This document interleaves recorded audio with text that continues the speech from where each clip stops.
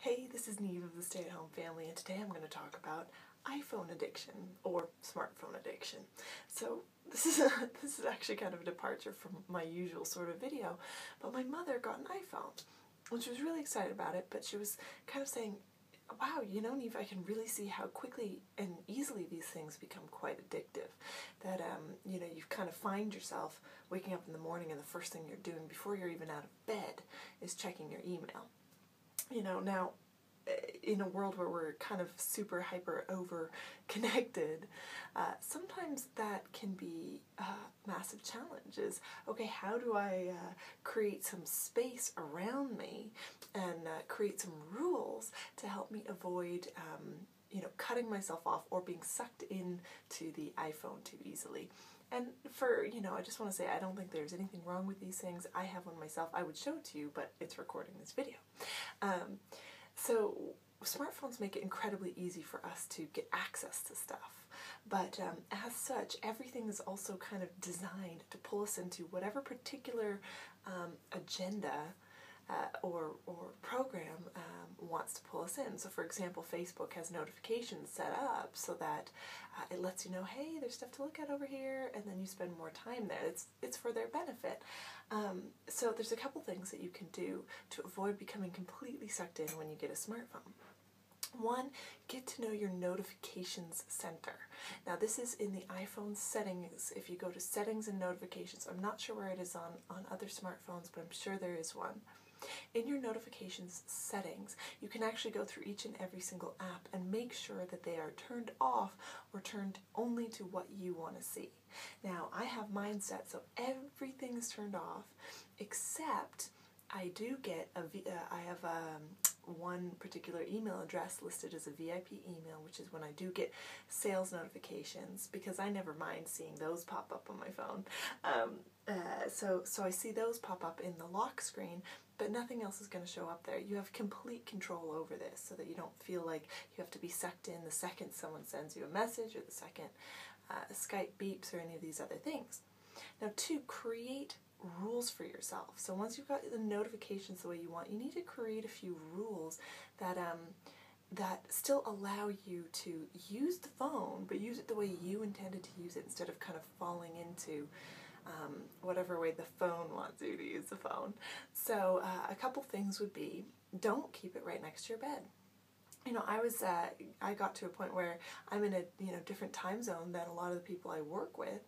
So when I would wake up in the middle of the night, sometimes I would wake up because one of the kids was crying, and then I would check my phone before falling back asleep, and it would kind of throw me out of a deep sleep.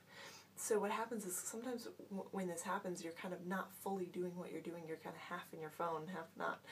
So, for example, one great rule that I have is now my phone is no longer right next to me. My phone is across the room, so still if someone should need to ring me in an emergency, I'll still wake up. If I want to set my alarm, actually it works even better because I have to get out of bed to turn it off. And it means that I'm not, checking emails or checking Facebook right before I get out of bed. Another thing that you can do is add and delete apps as you go. So this is one thing that I do quite often. Like the Facebook app on the iPhone is incredibly convenient, but it also can then really easily mean that you're sucked into Facebook all day. So what I used to do would be, I kind of never work at the weekends. I have a strict rule of once I've done my 3 hours on a Friday, that's kind of it. But I would find myself kind of like, oh, the button's right there, and I'm so used to pushing it. So I would actually delete the app every weekend and then reinstall it on a Monday.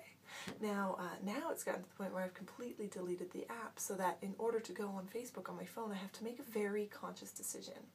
I have to go into Safari, type in facebook.com, log in, kind of do it as if it's an internet browser. Now, if the point of buying a smartphone is to have ease, why would we do this? Well, one thing is to keep in mind is, what automatic processes do you do? Like, for example, sometimes I would fold over my laptop, walk over to the counter, pick up my phone, and automatically click Facebook just out of habit, even though I had just logged off it on my computer. So what happens kind of without thinking?